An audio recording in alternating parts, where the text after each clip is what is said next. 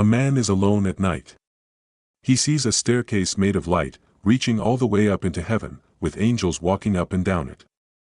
Somewhere else, a prisoner is dragged in front of a king. He has to explain a nightmare he never even saw. In another place, a fisherman falls into a trance in the middle of the day. He sees a sheet full of animals he is not allowed to eat. And by a river, far from home, an exile watches wheels of fire spinning inside other wheels, covered in eyes. 4 different people. Centuries apart. They never met, and they never will. But each one is about to have their whole life bent in a new direction by what they just saw. Because here is the truth most people miss. A vision in the Bible was never entertainment for the person having it. It was never a nice dream to enjoy and move on from. It was a summons. A call that could not be ignored. And once you see that pattern, you will see it again and again, in story after story. These visions stretch across almost 1,500 years of history. They land on shepherds, kings, prisoners, fishermen, and exiles. There is no single type of person who gets one.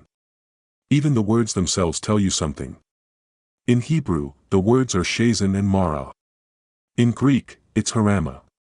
None of them really mean a nice dream. They carry the sense of being shown something, or even being seized by it.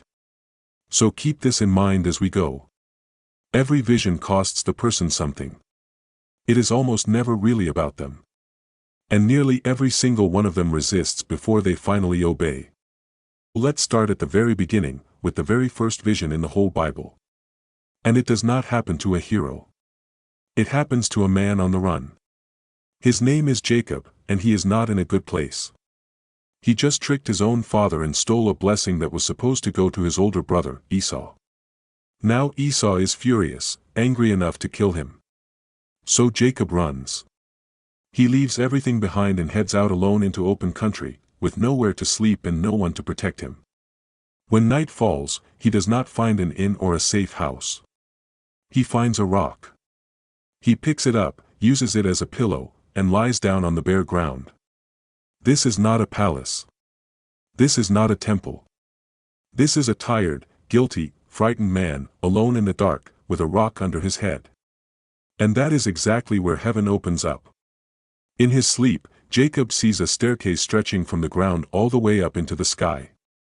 Angels are climbing up and down it. And at the very top, God himself speaks, making Jacob a promise about his future, his family, and his land. Think about that for a second. God did not wait for Jacob to fix his life first. He did not wait for him to apologize to his brother, or clean up his mess, or prove that he deserved it. God showed up while Jacob was still guilty, still scared, still running. God didn't wait for Jacob to clean himself up first. That single detail matters more than people realize. Because it sets the pattern for everything that comes after it in the Bible. Every vision after this one follows the same shape. It shows up in the lowest moment, not the most impressive one. Watch for it as we go, because it happens again, and again, and again.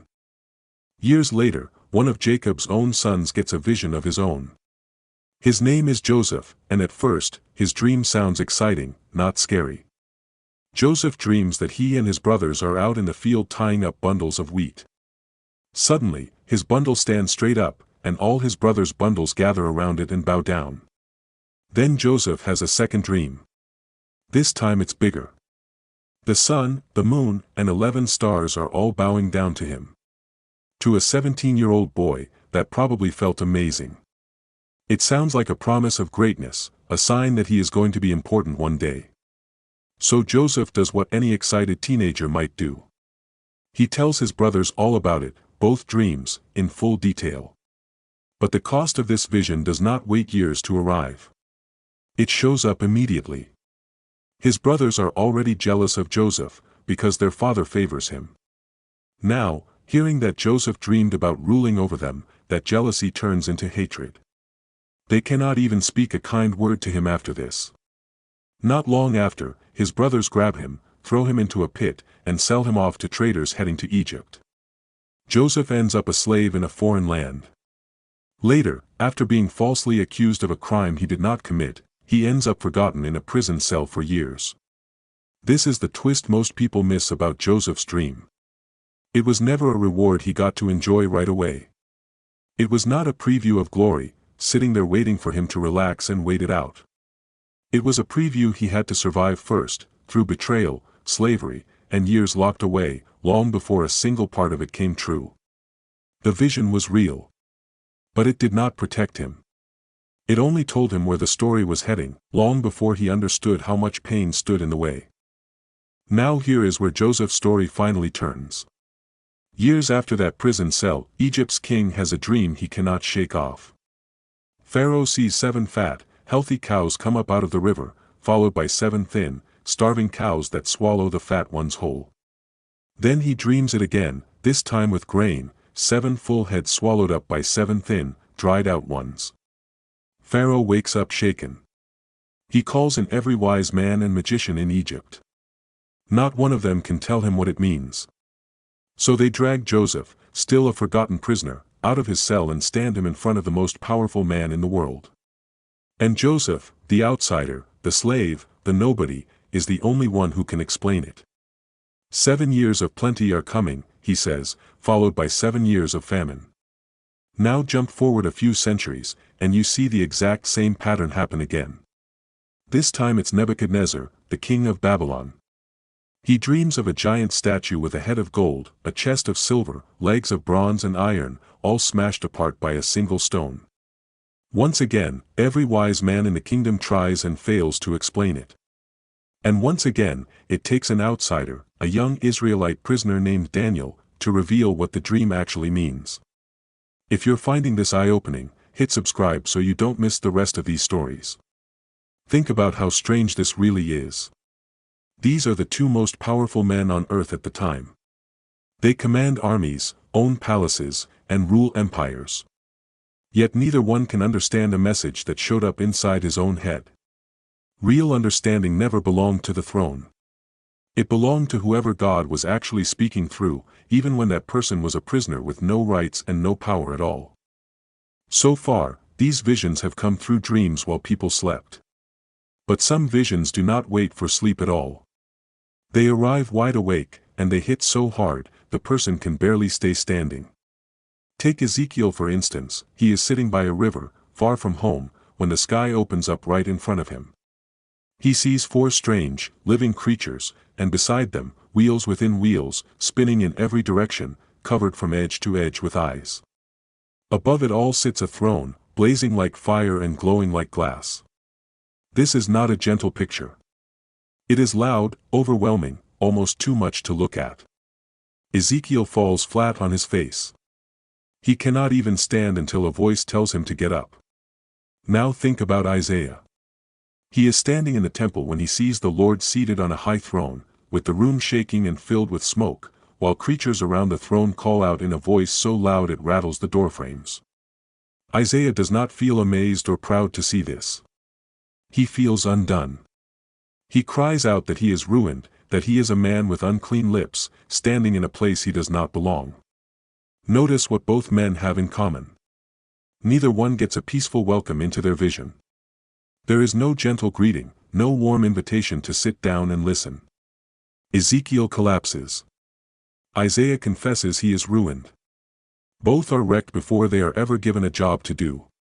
And this reveals a rule that keeps repeating through the whole Bible. The more direct the vision, the more it breaks the person down first. No one walks away from a moment like this feeling impressed with themselves.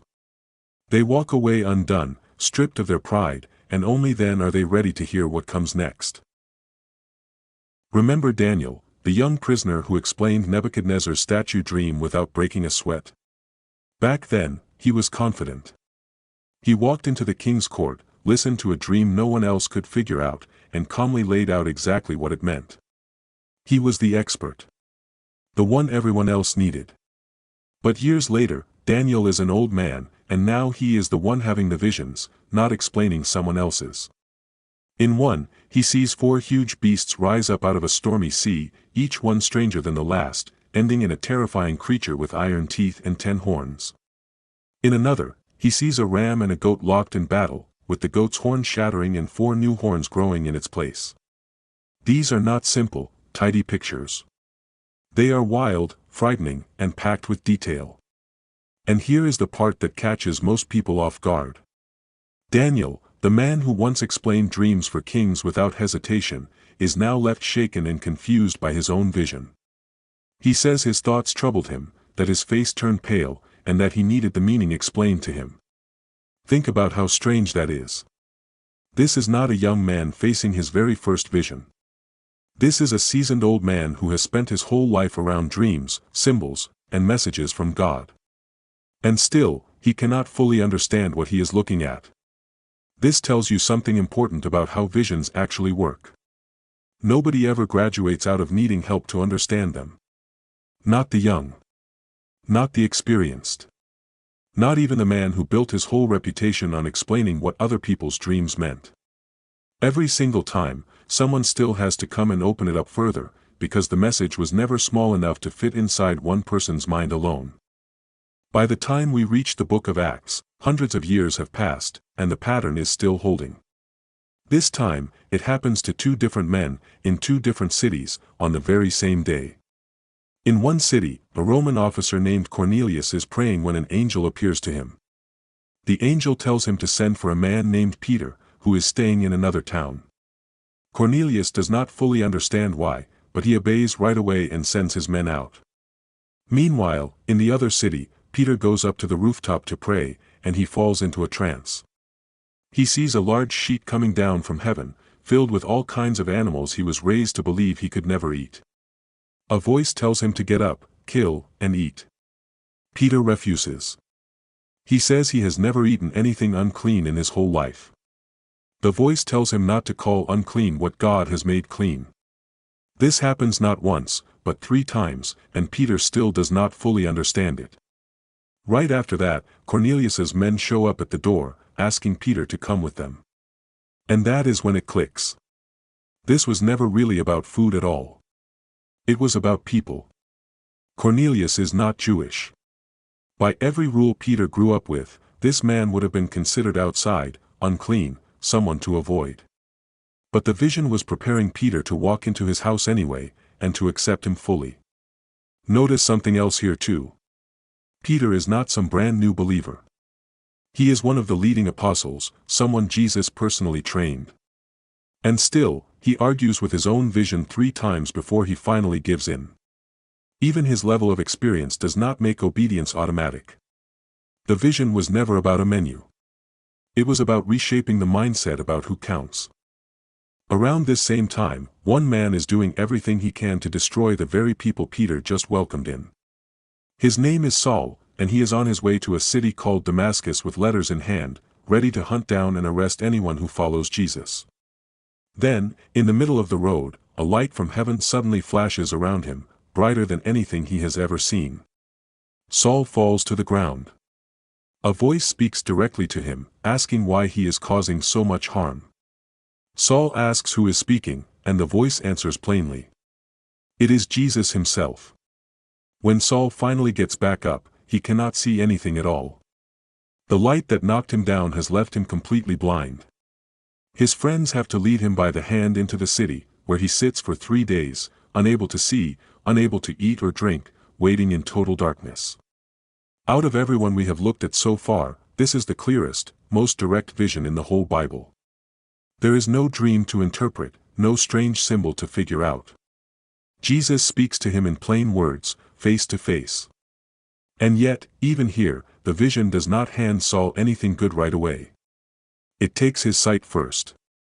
It takes his whole identity as a man hunting down believers, and leaves him sitting in the dark, completely helpless, until a man named Ananias finally arrives to pray for him and restore his sight. This is the same pattern we have watched over and over, just pushed to its extreme. The clearer the vision, the higher the cost. Saul gets the most direct encounter with Jesus in the entire Bible, and it still costs him his sight and his old life before he receives anything new in return. Now step back and look at everyone we just walked through, one right after another. Jacob got a staircase to heaven, and a limp that showed up years later.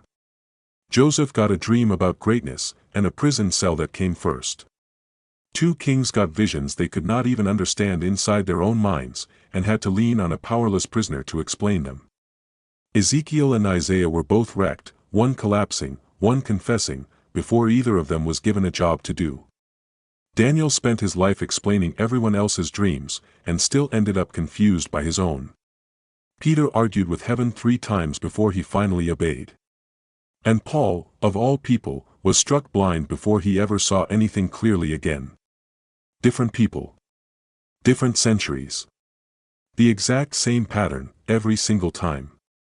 Think of a vision like a letter that arrives in the middle of someone's ordinary day, right in the middle of an ordinary sentence in their ordinary life. And once that letter arrives, it changes the address on every single letter that comes after it. Nothing goes back to how it was before. Most of us will never see a staircase reaching into heaven, or get knocked to the ground by a blinding light. But everyone gets smaller versions of the exact same moment. A quiet interruption to your own plans. A nudge you did not ask for and cannot fully explain. And in that moment, you faced the same choice every single person in these stories faced. Resist first, or obey first.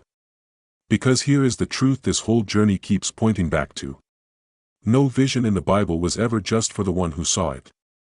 And neither is the interruption showing up in your own life right now.